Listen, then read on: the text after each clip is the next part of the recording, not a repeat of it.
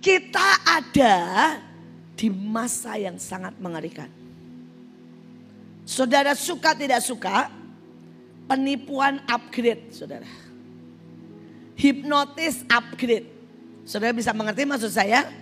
Kalau dulu mesti pakai ditepok bak gitu saudara ya. Baru kena hipnotis, sekarang 1 kali telepon. Saudara.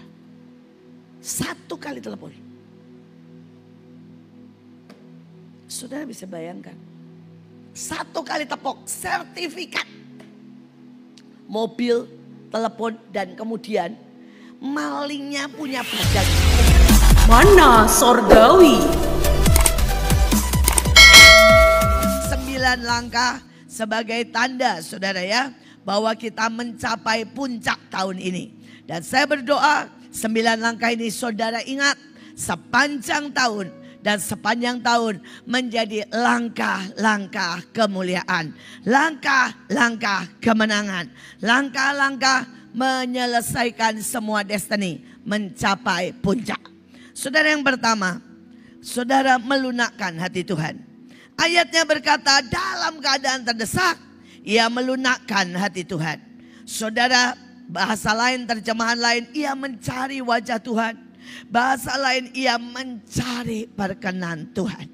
Saudara ini yang pertama saudara. Saya berdoa apapun keadaannya tahun ini. Saudara mungkin terdesak. Saudara mungkin lagi longgar. Saudara di bawah atau saudara di atas. Yang pertama saudara cari perkenan Tuhan. Saudara itu lebih dari segalanya. Kadang-kadang kita berpikir cari uang. Saudara ya kita berpikir cari aman. Tapi itu semuanya tidak akan menolong terlalu banyak. Tetapi pada waktu kita mencari perkenan Tuhan. Maka tiba-tiba saudara. Ada begitu banyak hal yang ajaib. Ada begitu banyak yang luar biasa. Saudara yang pertama ini melunakkan hati Tuhan ya. Saudara hari itu saya punya seorang teman. Dia salah, udah tahu salah saudara ya. Saudara dia salah investasi. Kemudian dia saudara tidak pakai tanya Tuhan. Akhirnya dia rugi besar. Saudara dia rugi sampai 5M. Akibatnya dia harus jual rumahnya. Dan saudara dia tidak punya apa-apa. Tapi orang ini ajaib saudara. Pada waktu dia tidak punya apa-apa. Dia bilang sama istri sama anaknya. Jangan pernah marah kecewa. Yang salah papa. Jadi jangan pernah salahkan Tuhan. Yang salah papa. Papa yang gak nanya Tuhan. Papa yang gak benar kerjanya. Papa yang gak benar ya. Saudara investasinya yang salah papa. Tapi sekarang mari melunakkan hati Tuhan. Saudara dan apa yang mereka buat. Mereka bilang kalau selama ini papa kerja.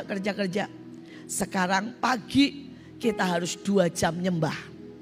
Jadi anak-anaknya bangun lebih pagi, saudara, jam 4. Dan mereka, saudara, semuanya nyembah Tuhan. Saudara setelah itu bahas firman, baru anaknya berangkat sekolah. Papanya, saudara hari itu tidak ada pekerjaan. Semua pembantu semua dikeluarkan, rumah dijual, tinggal di rumah kontrakan.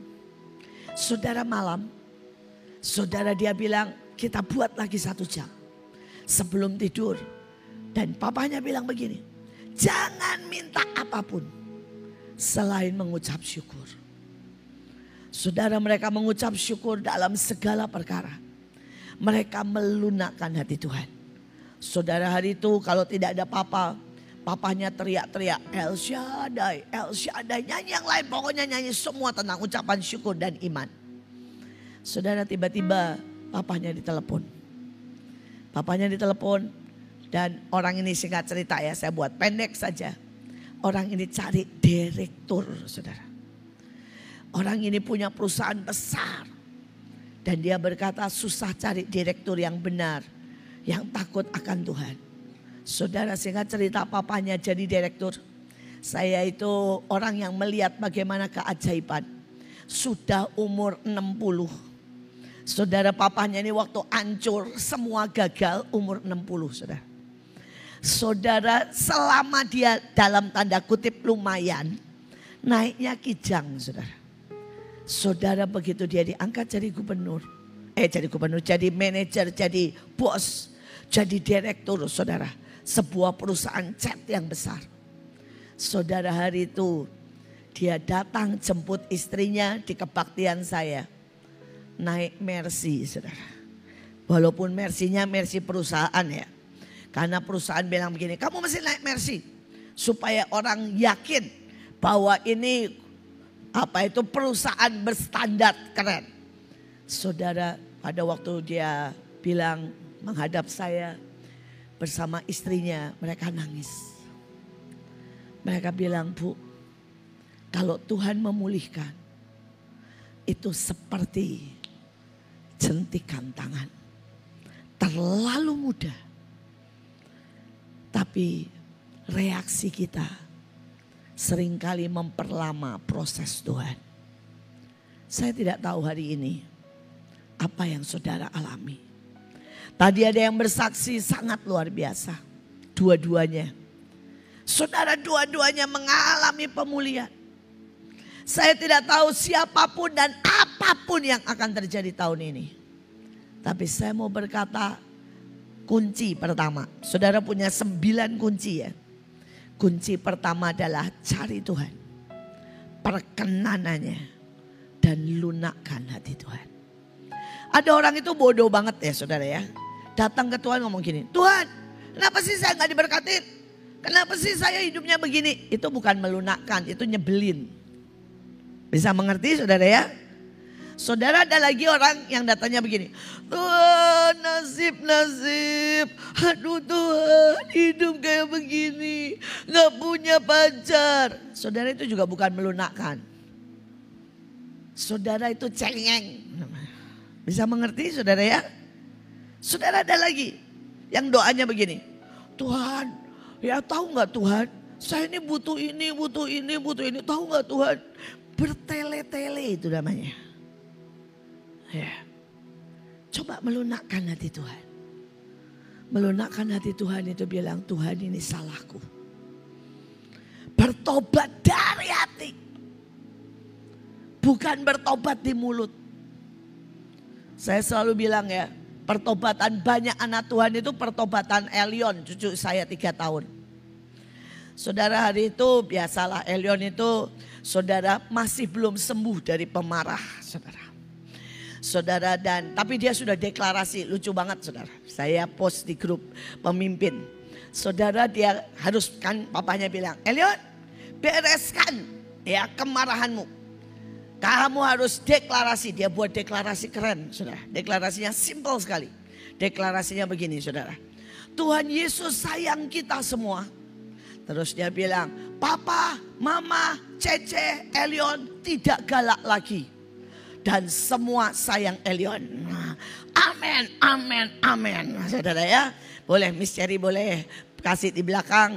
Saudara ya. Saudara, tapi anak ini sangat sadar.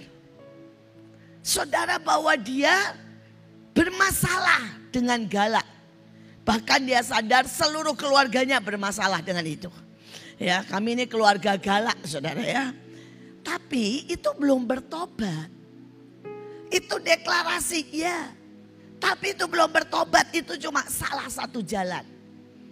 Saudara, tapi ada orang yang jalan, saudara, deklarasi aja tidak dilewati. Ya, jadi itu kalah dengan anak umur 3 tahun. Tapi Elion punya 2 lebih lagi. Tapi ini juga belum bertobat. Hari itu dia main sama cicinya menang. Terus karena emosi dia jambak cicinya. Begitu jambak cicinya, dia minta sama mbaknya. Langsung ke rumah saya, naik motor. Dia bilang gini, Oma doain Elion. Elion nakal. Elion jambak cici. Terus saya bilang, kenapa jambak cici? Karena cici menang dan Elion tidak mau kalah. Terus saya bilang, lain kali gimana? Tetap Elion gak mau kalah. Nah, ini belum bertobat. Walaupun sampai ke rumah saya loh saudara. Loh, itu sudah tahap kedua. Ya, tahap kedua dari sadar diri.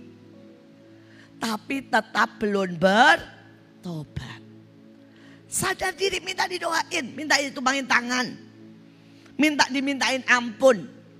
tapi tetap tidak mau bertobat. Belum mau bertobat. Ya, kalau video ini nanti sudah ada, sudah lihat. Ini deklarasi lumayan, tapi tetap tidak bertobat namanya. Ya, mari sudah. Tolong dikeras.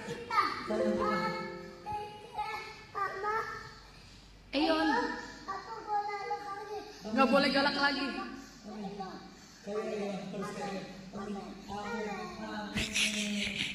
Saudara,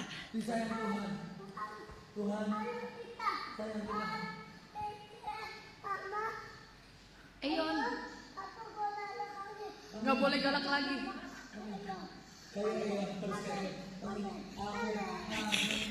saudara itu deklarasinya, saudara ya. Tapi sekali lagi itu bukan pertobatan. Bagus, lumayan, tapi bukan pertobatan. Saudara, dan banyak anak Tuhan seperti itu.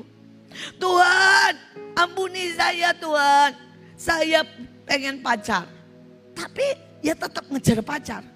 Saudara, doa enggak, baca Alkitab enggak. Saudara, ampuni Tuhan, saya ngutang, tapi ngutang lagi. Ini bukan pertobatan, saudara. Dan tahun ini, kalau saudara lakukan itu, saudara ingat ya, berarti umur saudara 3 tahun. Itu anak 3 tahun, saudara ya. Saudara, dia ngerti bahwa galak itu salah.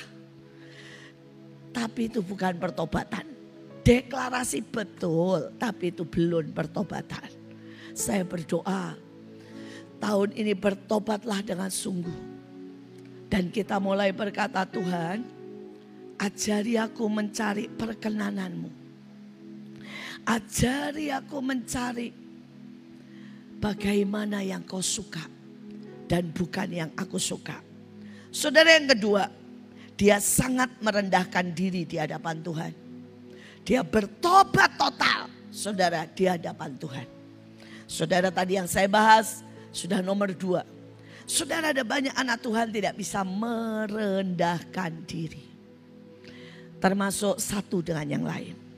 Ingat ya, tahun ini kuncinya merendahkan diri. Saudara, kalau saudara mau diajar, saudara harus merendahkan diri. Bahkan Yesus berkata, belajarlah kepadaku. Karena aku ini apa, saudara? Rendah hati dan lemah lembut. Tuhan gak bilang begini loh, belajarlah kepadaku karena aku penuh power. Belajarlah kepadaku karena aku ini dahsyat. Enggak. Dasar dari segala sesuatu adalah rendah hati dan lemah lembut. Dan kalau tahun ini saudara pakai senjata itu, saudara akan sangat tinggi diangkat Tuhan. Saudara, beberapa orang itu tidak punya rendah hati untuk belajar. Kalau saudara apapun gini, ya memang nasib saya kok. Ya memang udah begini. Selalu ada alasan itu tidak rendah hati.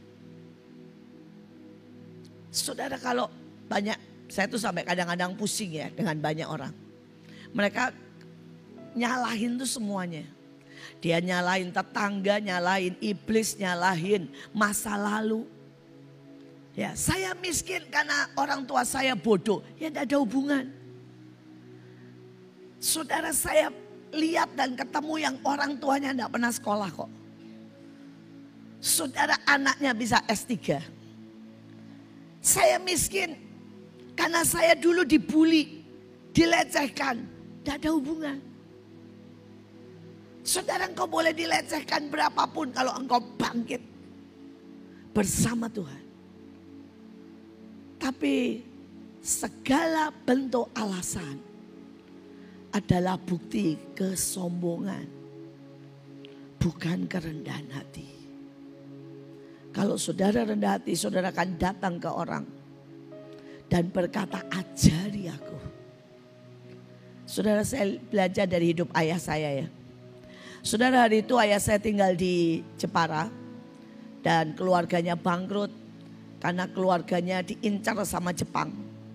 Saudara, Jepang tahu keluarga ayah saya itu keluarga nomor 1 paling kaya. Saudara, semua rumah, uang semua dibakar, saudara. Saudara, dihabisi semuanya saudara sama Jepang. Saudara, karena keluarga ayah saya itu dulu memang bermitra sama Belanda. Sehingga mereka menjadi keluarga nomor 1 saudara, paling kaya. Pada waktu Jepang masuk, mereka menghabisi semuanya. Sampai ayah saya sangat miskin. Sampai ayah saya, saudara, tidak bisa sekolah. Tapi yang ajaib, saya melihat bagaimana kerendahan hati ayah saya. Saudara, hari itu dia naik andong. Kalau saudara tahu ya, dokar itu saudara. Dari Jepara ke Semarang. Kalau hari ini dari Jepara ke Semarang itu cuma 3 jam. Dia naik andong 12 jam saudara. Saudara, dia ikut orang. Nanti andongnya sampai sini berhenti lagi saudara ya. Sampai di Semarang dia berlutut di depan omnya. Omnya ada di Semarang. Dan dia bilang begini, Om, jadikan saya pembantu. Asal saya bisa sekolah. Ajari saya Om buat kerja. Om boleh maki saya apapun.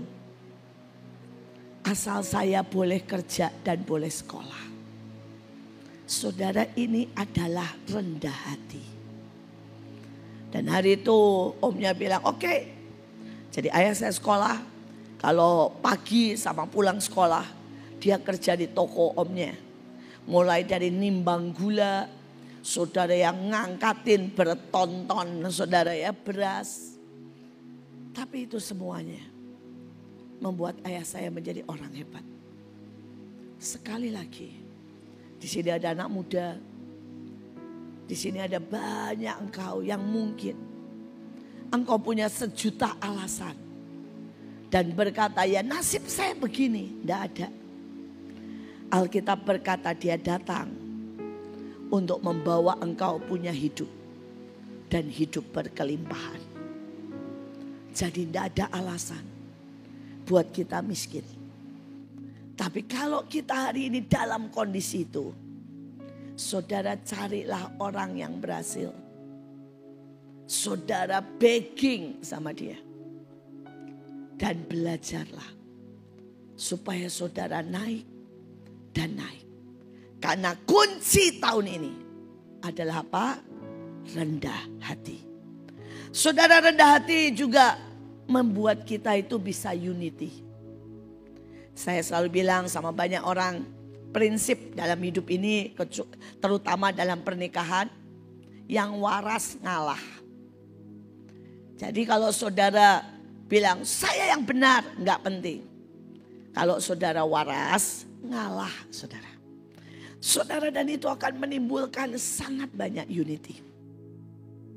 Baik dalam persekutuan, baik dalam keluarga. Kalau saudara itu ngalah, ayatnya berkata, alangkah indahnya keluarga semua diam bersama, berkat dan kehidupan Tuhan akan turunkan buat setiap kita. Saudara, yang ketiga, berdoa.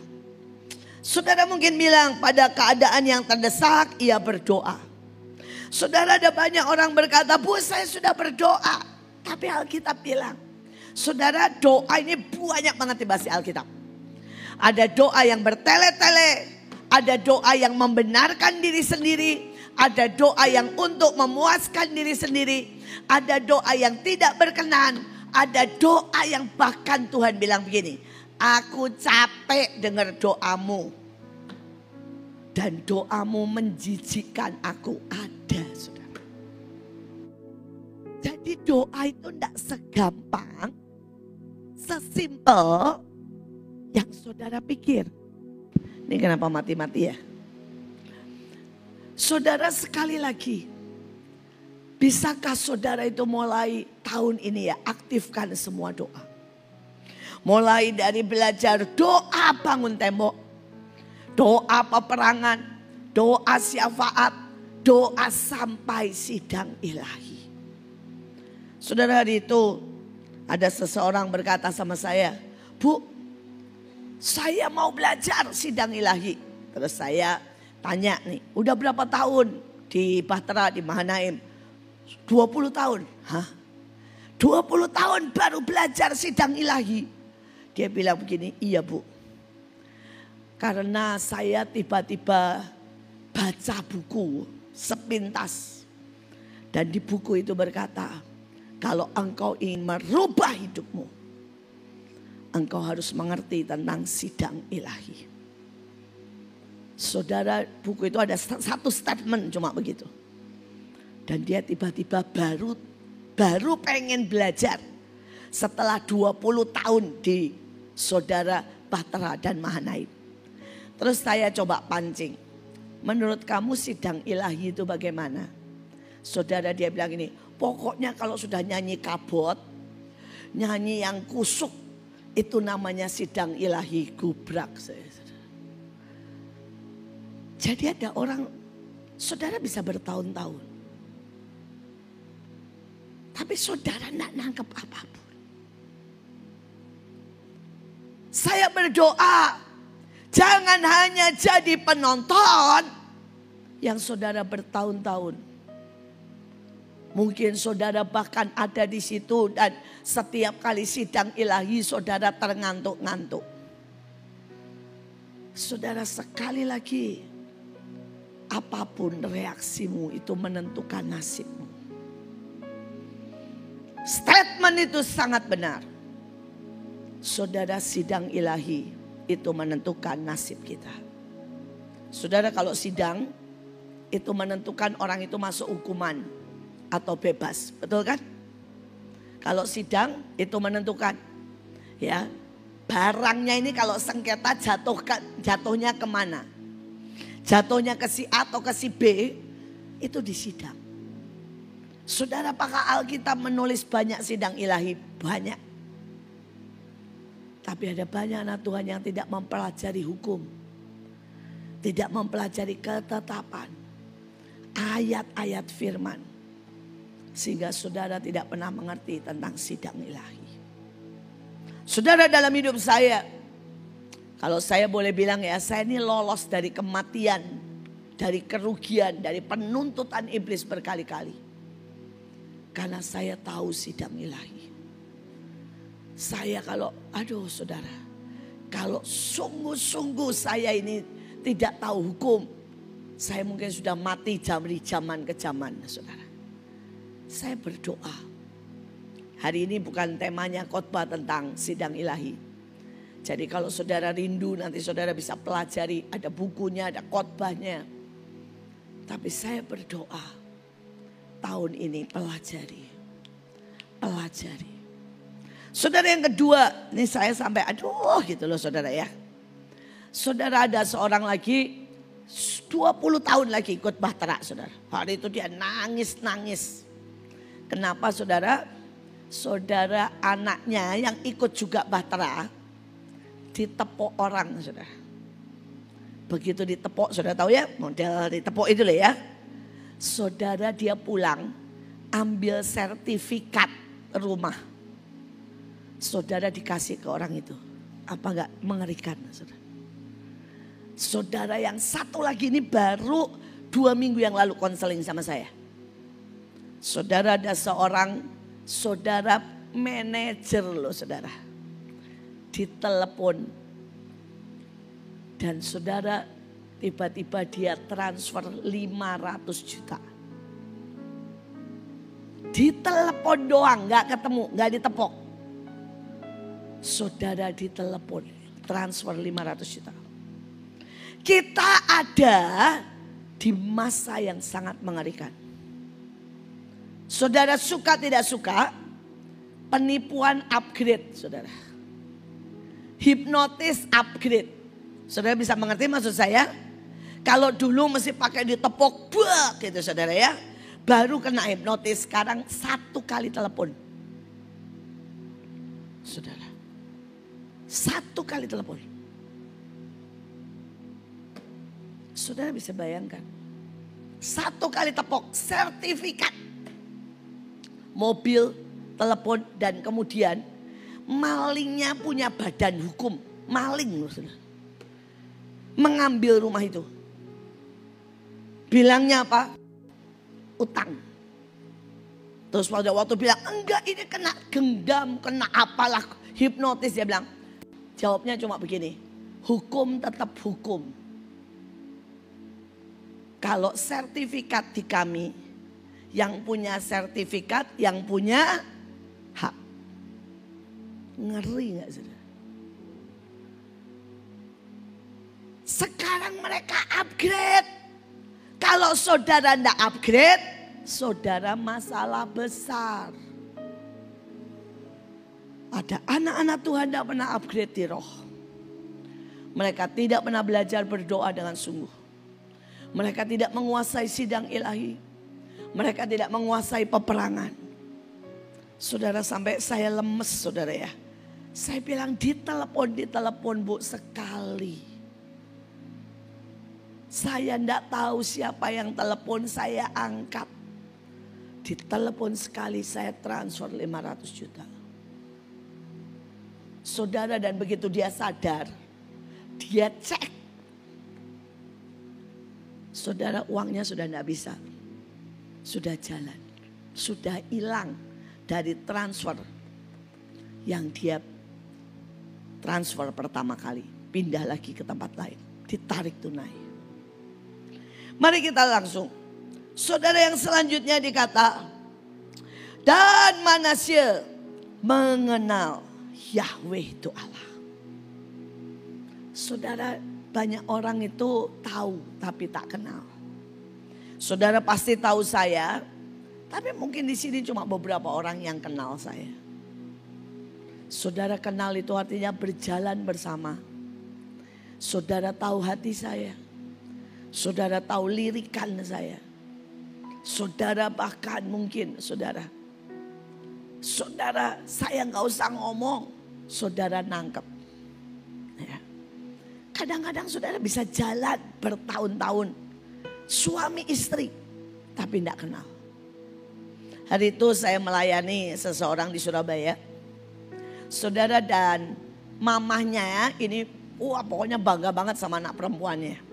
Oh, anak saya ini juara kelas, anak saya ini hebat, cinta Tuhan, kudus. Wah, pokoknya segala macam lah saudara. Dan setiap kali mamanya memuji, mata anak perempuannya ini malu. Bukannya membina saudara. Mata anak perempuannya malu. Tapi mamanya nggak nangkep, semua yang di tempat itu nggak nangkep. Ya kebetulan saya ini bermain dengan jutaan orang.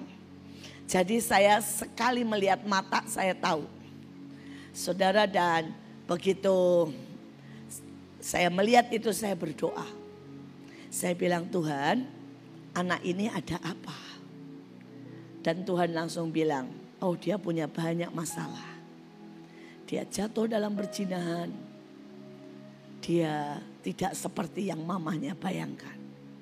Saudara, dan saya singkirkan mamahnya, saya bilang, aduh saya pengen ngobrol-ngobrol sama anaknya ibu ya. Supaya anak-anak saya hebat kayak anak-anaknya ibu. Ya saya punya cara lah. Saudara, dan mamahnya pergi, saya berdua sama anak perempuannya. Dan saya langsung peluk, saya bilang begini, boleh tante doain. Supaya kamu terlepas dari semua perasaan salah tertuduh. Dan kamu tidak usah ngaku sama mamahmu, biar kita selesaikan. Saudara, anak ini nangis dan dia bilang, tante tahu dari mana? Saya bilang dari Tuhan. Dia bilang, tante saya ini bahkan sudah sampai menggugurkan anak. Saudara, anaknya baru kelas 2 SMA. Juara terus. Kata mamahnya pelayanan. Saudara, seringkali bahkan orang tua tidak kenal anaknya. Tapi yang mengerikan, seringkali kita tidak kenal Tuhan kita. Kita tidak kenal maunya Tuhan. Kita tidak kenal pemimpin. Kita tidak kenal anak-anak kita. Kita tidak kenal jemaat kita. Saudara, kenal adalah sesuatu yang sangat ajaib. Ini membawa saudara naik sangat tinggi. Karena kenal membuat saudara bisa mewarisi. Saudara, sekalipun Ishak itu menyintai Esau, tapi Esau tidak kenal papahnya. Esau tidak kenal Tuhan. Jadi Esau tidak bisa mewarisi. Tapi sebaliknya, sekalipun Kaleb, saudara, Kaleb itu orang Edom, keturunan Esau. Saudara, Kaleb itu bukan Yehuda asli. Kaleb itu juga bukan keturunan Yakob asli. Tapi kalau saudara baca, dia kenal Tuhannya. Dia kenal pemimpinnya Musa. Dia kenal temannya. Dia kenal hati Tuhan. Sehingga Kaleb yang pertama kali mewarisi Hebron. Itu kota berkubu. Kota paling keren. Kotanya Abraham. Saudara, sekali lagi, pengenalan membuat engkau mewarisi. Kalau saudara tidak kenal cara pikir, saudara tidak kenal hati, saudara tidak bisa mewarisi. Tidak bisa mewarisi. Ya. Saudara, ada beberapa orang ya yang saya sampai geleng-geleng kepala, saudara. Saudara, mereka jalan sama saya 15, 20 tahun. Dan mereka tidak pernah kenal cara mikir saya. Padahal kalau saudara kenal cara mikir saya dan saudara mengikuti, saya yakin. Karena saya tahu semua yang kenal cara mikir saya, saudara akan jadi pemimpin besar. Ya. Tapi mereka tidak kenal. Pada waktu saya tegur, mereka bilangnya saya nggak suka sama mereka. Nah, ini tidak kenal. Pada waktu saudara ya, saya kasih beban, ya saya kasih tantangan. Mereka berkata, saudara, mereka dikasih pekerjaan, Ibu Iin gak cari gara-gara. Padahal itu adalah kesempatan lompatan iman.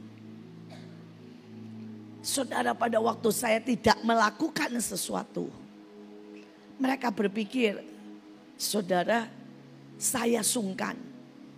Padahal saya tuh gak pernah sungkan, saudara, sama orang. Saya gak pernah begini ya, karena orang itu sibuk, saya sungkan minta tolong. Gak pernah, saudara. Saudara, tapi ada orang-orang yang tidak kenal, saudara, cara pikir saya. Kalau saya melakukan sesuatu, saya suruh sesuatu, saudara, saya punya 4-5 alasan. Dan itu selalu untuk menguntungkan kerajaan Tuhan. Dan menguntungkan orang itu. Tapi mereka yang tidak mengerti, saudara, mereka justru berpikir itu jadi beban. Itu karena saya gak suka. Itu membuat mereka, saudara, luka. Kenapa? Gak kenal. Surat Paulus kepada jemaat di Roma. Surat Paulus kepada jemaat di Roma. Roma pasal 1. Salam dari Paulus, hamba Kristus Yesus yang dipanggil menjadi rasul dan dikuduskan untuk memberitakan Injil Allah. Injil itu telah dijanjikannya sebelumnya dengan perantaraan nabi-nabinya dalam kitab-kitab suci tentang anaknya yang menurut daging diperanakkan dari keturunan Daud dan menurut roh kekudusan dinyatakan oleh kebangkitannya dari antara orang mati, bahwa ia adalah anak Allah yang berkuasa, Yesus Kristus Tuhan kita. Dengan perantaraannya kami menerima kasih karunia dan jabatan rasul untuk menuntun semua bangsa, supaya mereka percaya dan taat kepada namanya. Kamu juga termasuk di antara mereka, kamu yang telah dipanggil menjadi milik Kristus. Kepada kamu sekalian yang tinggal di Roma, yang dikasihi Allah, yang dipanggil dan dijadikan orang-orang kudus, kasih karunia menyertai kamu dan damai sejahtera dari Allah Bapa kita dan dari Tuhan Yesus Kristus. Paulus ingin ke Roma. Pertama-tama aku mengucap syukur kepada Allahku oleh Yesus Kristus atas kamu sekalian, sebab telah tersiar kabar tentang imanmu di seluruh dunia. Karena Allah yang kulayani dengan segenap hatiku dalam pemberitaan Injil anaknya adalah saksiku bahwa dalam doaku aku selalu mengingat kamu. Aku berdoa semoga dengan kehendak Allah aku akhirnya beroleh kesempatan untuk mengunjungi kamu, sebab aku ingin melihat kamu untuk memberikan karunia rohani kepadamu guna menguatkan kamu, yaitu supaya aku ada di antara kamu dan turut terhibur oleh iman kita bersama, baik oleh imanmu maupun oleh imanku. Saudara-saudara, aku mau supaya kamu mengetahui bahwa aku telah sering berniat untuk datang kepadamu, tetapi hingga kini selalu aku terhalang, agar di tengah-tengahmu aku menemukan buah, seperti juga di tengah-tengah bangsa bukan Yahudi yang lain. Aku berhutang baik kepada orang Yunani maupun kepada orang bukan Yunani, baik kepada orang terpelajar maupun kepada orang tidak terpelajar. Itulah sebabnya aku ingin untuk memberitakan Injil kepada kamu juga yang diam di Roma. Injil itu kekuatan Allah. Sebab aku mempunyai keyakinan yang kokoh dalam Injil, karena Injil adalah kekuatan Allah yang menyelamatkan setiap orang yang percaya, pertama-tama orang Yahudi, tetapi juga orang Yunani. Sebab di dalamnya nyata kebenaran Allah yang bertolak dari iman dan memimpin kepada iman, seperti ada tertulis, orang benar akan hidup oleh iman. Hukuman Allah atas kefasikan dan kelaliman manusia. Sebab murka Allah nyata dari sorga atas segala kefasikan dan kelaliman manusia yang menindas kebenaran dengan kelaliman. Karena apa yang dapat mereka ketahui tentang Allah nyata bagi mereka, sebab Allah telah menyatakannya kepada mereka. Sebab apa yang tidak nampak daripadanya, yaitu kekuatannya yang kekal dan keilahiannya, dapat nampak kepada pikiran dari karyanya sejak dunia diciptakan, sehingga mereka tidak dapat berdalih. Sebab sekalipun mereka mengenal Allah, mereka tidak memuliakan Dia sebagai Allah atau mengucap syukur kepadanya. Sebaliknya, pikiran mereka menjadi sia-sia dan hati mereka yang bodoh menjadi gelap. Mereka berbuat seolah-olah mereka penuh hikmat, tetapi mereka telah menjadi bodoh. Mereka menggantikan kemuliaan Allah yang tidak fana dengan gambaran yang mirip dengan manusia yang fana, burung-burung, binatang-binatang yang berkaki empat, atau binatang-binatang yang menjalar. Karena itu Allah menyerahkan mereka kepada keinginan hati mereka akan kecemaran, sehingga mereka saling mencemarkan tubuh mereka. Sebab mereka menggantikan kebenaran Allah dengan dusta dan memuja dan menyembah makhluk dengan melupakan penciptanya yang harus dipuji selama-lamanya. Amin. Karena itu Allah menyerahkan mereka kepada hawa nafsu yang memalukan, sebab istri-istri mereka menggantikan persetubuhan yang wajar dengan yang tak wajar. Demikian juga suami-suami meninggalkan persetubuhan yang wajar dengan istri mereka dan menyala-nyala dalam birahi mereka seorang terhadap yang lain, sehingga mereka melakukan kemesuman laki-laki dengan laki-laki, dan karena itu mereka menerima dalam diri mereka balasan yang setimpal untuk kesesatan mereka. Dan karena mereka tidak merasa perlu untuk mengakui Allah, maka Allah menyerahkan mereka kepada pikiran-pikiran yang terkutuk, sehingga mereka melakukan apa yang tidak pantas, penuh dengan rupa-rupa kelaliman, kejahatan, keserakahan, dan kebusukan, penuh dengan dengki, pembunuhan, perselisihan, tipu muslihat, dan kefasikan. Mereka adalah pengumpat, pemfitnah, pembenci Allah, kurang ajar, congkak, sombong, pandai dalam kejahatan, tidak taat kepada orang tua, tidak berakal, tidak setia, tidak penyayang, tidak mengenal belas kasihan. Sebab walaupun mereka mengetahui tuntutan-tuntutan hukum Allah, yaitu bahwa setiap orang yang melakukan hal-hal demikian patut dihukum mati, mereka bukan saja melakukannya sendiri, tetapi mereka juga setuju dengan mereka yang melakukannya. Roma pasal 2. Hukuman Allah atas semua orang. Karena itu, hai manusia, siapapun juga engkau yang menghakimi orang lain, engkau sendiri tidak bebas dari salah. Sebab dalam menghakimi orang lain, engkau menghakimi dirimu sendiri. Karena engkau yang menghakimi orang lain melakukan hal-hal yang sama. Tetapi kita tahu bahwa hukuman Allah berlangsung secara jujur atas mereka yang berbuat demikian. Dan engkau, hai manusia, engkau yang menghakimi mereka yang berbuat demikian, sedangkan engkau sendiri melakukannya juga, adakah engkau sangka bahwa engkau akan luput dari hukuman Allah? Maukah engkau menganggap sepi kekayaan kemurahannya, kesabarannya, dan kelapangan hatinya? Tidakkah engkau tahu bahwa maksud kemurahan Allah ialah menuntun engkau kepada pertobatan? Tetapi oleh kekerasan hatimu yang tidak mau bertobat, engkau menimbun murka atas dirimu sendiri pada hari waktu mana murka dan hukuman Allah yang adil akan dinyatakan.